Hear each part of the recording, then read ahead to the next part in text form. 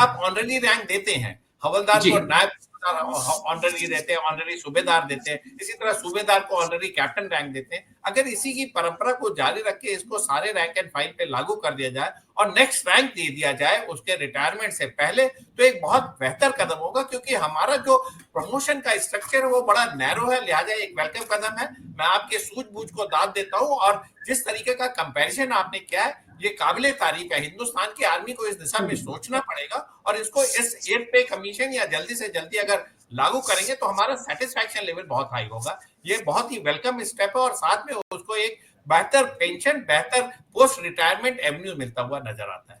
Sir जय Hind. Brigadier Sharadendu sir जय हिंद, बहुत बहुत शुक्रिया समय देने के लिए। Thank you sir. जय हिंद राजेश जी, कैसे हैं? मैं अच्छा हूं सर, थैंक यू, आपने समय दिया।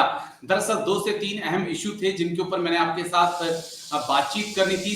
आर्मी में रैंक का रीस्ट्रक्चरिंग होने जा रहा है, कितनी पॉसिबिलिटी देख रहे हैं सर? इस बात की चर्चाएं बहुत तेज हैं कि लेफ्टिनेंट कर्नल रैंक को खत्म किया जाएगा, ब्रिगेडियर रैंक को, क्योंकि हम तो ब्रिगेडियर शरदेंदु सर बोलते हैं, वो ब्रिगेडियर रैंक को ही खत्म करने की बातचीत चल रही है। ऐसी क्या रिक्वायरमेंट आ गई सर? अगर ब्रिगेडियर रैंक खत्म होगा तो हमारे ब्रिगेड को कमांड कौन करेगा? अगर लेफ्टिनेंट कर्नल खत्म हो जाएगा तो रेजिमेंट का 2IC कौन होगा सर? देखिए Rajesh ji, rank structuring is a call of the time. हमेशा कार्डर रिव्यू होता है, और जब भी हम इसकी बात करते हैं तो कहीं ना कहीं हम सिविल एडमिनिस्ट्रेशन से पैरिटी की बात करते हो, और फौज में बहुत ज्यादा रैंकिंग था, सेकंड लेफ्टिनेंट से लेके जनरल तक, फील्ड मार्शल तक, इन सारों को कंबाइन करने की आवश्यकता हुई। अब समय बदल रहा है, जब आप रनिंग पे बैंड की बात करते हैं और जब आप इस तरीके से सिविल काउंटर पार्ट में अपने प्रोटोकॉल पे जाते हैं तो तमाम रैंक आते हैं जो बाधा क्रिएट करते हैं। लिहाजा अगर हिंदुस्तान की आर्मी जिसमें तीनों सशस्त्र सेनाएं शामिल हैं उनके रैंक स्ट्रक्चर की बात करें तो सिंस मैं आर्मी से तो मैं उसकी व्याख्या बता सकता हूँ। देखिए सेकंड लेफ्टिनेंट पहले से ही आउट हो रखा है, ट्रेनिंग के समय लेफ्टिनेंट अगर वो कैप्टन से कमीशन हो, मेजर हो, मेजर के बाद सीधा कर्नल बना दिया जाए, तो जो आप ट्वाइसी बता रहे हैं लेफ्टिनेंट कर्नल कौन होगा? जो सीनियर मोस्ट मेजर होगा वो ट्वाइसी हो जाएगा। क्योंकि ट्वाइसी कोई अलग से अपॉइंटमेंट MS ब्रांच का नहीं है, जो सीनियर मोस्ट ऑफिसर यूनिट में होता है वो ट्वाइसी की ड्यूटी करता है, तो जो सीनियर मोस्ट मेजर होगा वो कर सकता है ट्वाइसी की ड्यूटी। और कर्नल के बाद आप सीधा ब्रिगेडियर रैंक हटा दें, मेजर जनरल बना देंगे, ये भी एक वेलकम स्टेप है।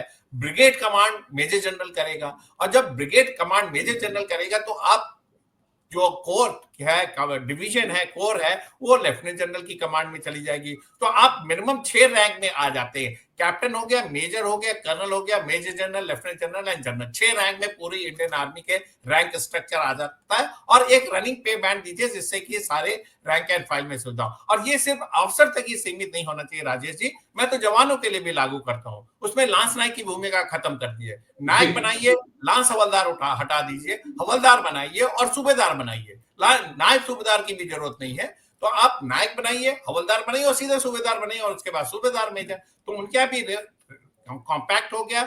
आप रनिंग पे बैंड कर देंगे, एश्योर्ड प्रमोशन टिल हवलदार आप दीजिए, और उसके बाद जब वो कार्डर करेगा प्रमोशन और वैकेंसी के हिसाब से उसको सूबेदार बनाइए। तो अगर इस तरीके की रैंक स्ट्रक्चरिंग कर देते हैं, जैसे कि आर्टिलरी यूनिट में 36 जेसीओज होते हैं, तो सारे के सारे अगर सूबेदार होंगे तो उसमें कोई फर्क नहीं पड़ने वाला है, सीनियरिटी के हिसाब से वो अपनी ड्यूटीज बांट लेंगे और काम चलेगा।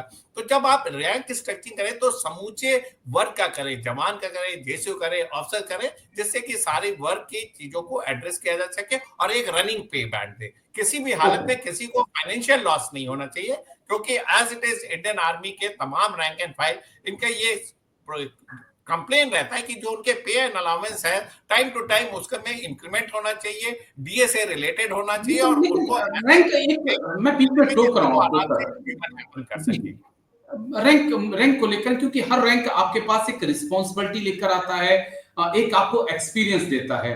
अगर आप लेफ्टिनेंट आते हैं, कर्नल, उसके बाद कैप्टन बनते हैं, आप कंपनी के बीके होते हैं, बीसी के बाद बैटरी कमांडर के बाद आप बीके होते हैं, तो वहां से आप चीजों को सीखते हैं। एक मेजर के नीचे आप रहते हैं, चीजों को सीखते हैं, फिर आप आगे बढ़ते हैं। सेम अगर आप लेस नायक होते हैं, नायक हवलदार बनते हैं, नायक सूबेदार बनते हैं, तो एक उस फेजेस में आप सीखते हैं।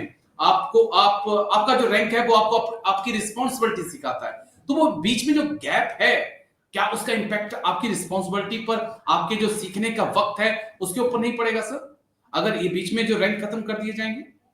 देखिए, मेरा मानना है कि मैं इसको बहुत बड़ी बाधा नहीं मानता हूँ। सीखने वाला हर जगह सीख लेता है और ना सीखने वाला कहीं नहीं सीखेगा। जब आप लेंथ ऑफ सर्विस अफेक्टेड नहीं कर रहे हैं, जैसे अगर आपने नायक किसी को 7 साल में बनाया, तो वो 1 से लेके 7 साल की सर्विस तक वो जवान है, वो सारी चीजें सीख सकता है। जब वो नायक बनेगा तो वो अपनी ड्यूटी को भली-भांति समझेगा और नायक के बाद जब वो हवलदार बनता है तो 12 से 14 साल में हवलदार बनता है। तो 7 से 12 साल का जो समय, 4 साल का, 5 साल का समय, उसमें वो सारी ड्यूटी करेगा। और देखिए, इंडियन आर्मी की ट्रेनिंग है कि आप 2 अप काम करना सीखते हैं। आप जिस रैंक में होते हैं उसके 2 अप आपका काम का एक्सपीरियंस दिया जाता है। आप अपना तो काम करते ही हैं, नेक्स्ट हायर रैंक का भी काम करते हैं, तो लिहाजा एक बड़ा स्मूथ ट्रांजिशन होता है जब आप नेक्स्ट रैंक पे प्रमोट होते हैं। तो 2 अप का काम आना चाहिए।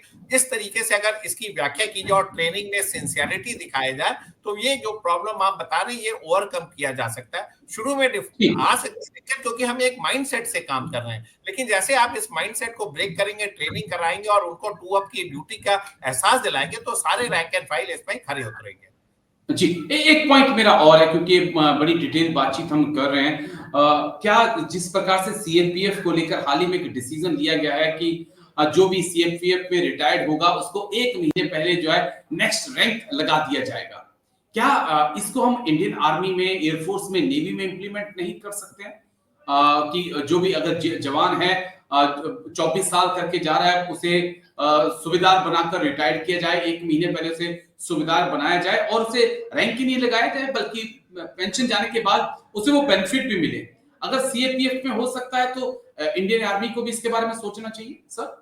राजेश जी, आप जो है बड़े अच्छे से कड़ियों को जोड़ते हैं, इसके लिए मैं आपको बहुत बहुत कॉम्प्लीमेंट देना चाहता हूँ। बिल्कुल आपने सही बोला, ये मेरे जहन की बात आपने बोल दी। मैं इस पॉइंट को बहुत दिनों से सोच रहा था, आज से नहीं 10 साल पहले से सोच रहा था कि कैसे आप सेटिस्फैक्शन लेवल बढ़ा सकते हैं दोज सर्विंग सोल्जर जो घर जाने, जो पेंशन जा रहे होते हैं। तो अगर आप उनको एज इट इज देखिए, हमारा पिरामिडिकल स्ट्रक्चर है, बड़े कम लोग प्रमोशन हो पाते हैं। हर रैंक पे, हर फाइल पे आपका 50% प्रमोशन होता है, बाकी उसी रैंक पे रह जाते हैं। तो उनका सेटिस्फैक्शन लेवल बढ़ाने के लिए, उनकी पेंशन को एक अच्छा रिस्पेक्टेबल लेवल पे ले जाने के लिए, अगर आप जाने से पहले, उसके 6 महीने पहले उसको नेक्स्ट रैंक देते हैं, तो एक बहुत वेलकम कदम हुआ। देखिए, आप ऑनररी रैंक देते हैं, हवलदार को नायब ऑनररी देते हैं, ऑनररी सूबेदार देते हैं, इसी तरह सूबेदार को ऑनररी कैप्टन रैंक देते हैं। अगर इसी की परंपरा को जारी रख के इसको सारे रैंक एंड फाइल पे लागू कर दिया जाए और नेक्स्ट रैंक दे दिया जाए उसके रिटायरमेंट से पहले, तो एक बहुत बेहतर कदम होगा। क्योंकि हमारा जो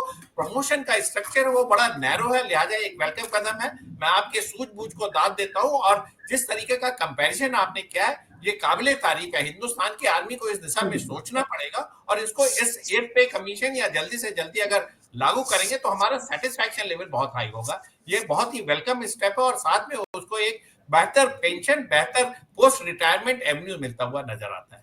मिलना, और मुझे लगता है कि शायद जल्दी ही इसके ऊपर भारत सरकार, मिनिस्ट्री ऑफ डिफेंस सोचे, विचार करे और हमारे आर्मी ऑफिसर, आर्मी चीफ जो है पहल करें। देखिए, मैं भी ऐसी उम्मीद करता हूं, लेकिन दूसरा दिमाग मेरा कहता है कि ना जाने क्यों जल्दी ही इस देश के अंदर प्राइवेट आर्मी का कंसेप्ट आएगा और बड़े बड़े घराने जो हैं वो कंपनियां बनाकर जो हैं विदेशों में भर्तियां भी कराएंगे। जैसे कबूतरबाजी होती थी पंजाब में, वैसी कबूतरबाजी आने वाले वक्त में अग्निवीरों की भी हो सकती है। भगवान ना करे ऐसा वक्त आए, लेकिन लगता है कि ऐसा होने वाला है। शुक्रिया, बहुत बहुत शुक्रिया ब्रिगेडियर शिवतेंदु सर, आप आए, तमाम मुद्दों पर आपने बात की। थैंक यू, जय Hind, take care sir, thank you, wish you all the best, take care, thank you.